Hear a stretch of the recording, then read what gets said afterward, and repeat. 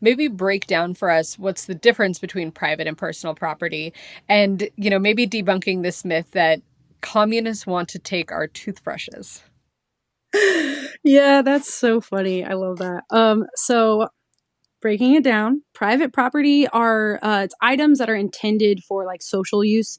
So it's immovable capital, like factories, mines, farmland, anything you make a profit off of, like apartment complexes, ports, prisons. They require a large workforce of socialized labor to generate profits privately for private owners. Personal property, on the other hand, are items intended for personal use. So these are more movable items, possessions like consumer goods, furniture, clothing, art, cell phones, personal transportation, even like your car, your boat, or your bike. These are items created by labor for use. So, for example, if you own your house, that's your personal property. But if you own an apartment complex that's making you money, that is private property. You're profiting off of that property. And this myth about the commies want to take your toothbrush, which it's so funny that they focus on a toothbrush because there are other things they could have freaked people out more like about. But this myth, it came about because of the confusion over personal and private property.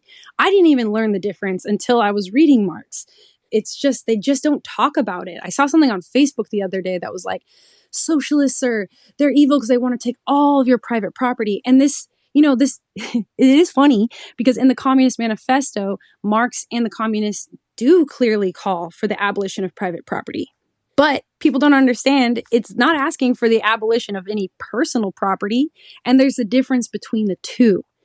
So what this means in practice is that private capital like Amazon and all of its means of production, the warehouses, the property that those warehouses are on, the delivery trucks, that would all be collectively owned by the people, by the workers there, not just one man or a board of CEOs. The labor of workers and the purchase from consumers are what makes profit for Amazon. So the people that work there should be able to democratically decide what to do with that profit. And locally, that profit can go into building schools, into fixing roads, or paying their workforce more even.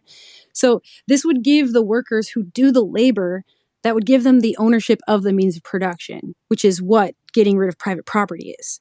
So everyone's always screaming and crying over socialists taking private property, but they don't realize that capitalism is taking your personal property. Like BlackRock is buying up all the single family homes. Nobody can own anything. You're making payments on your car. All of your personal property is being taken by capitalists. And socialists just want to essentially take these methods of profit for capitalists and put that profit in the hands of the people. So under socialism, you're going to be able to keep your toothbrush. You can keep your Nintendo Switch. You can keep your house. So don't stress.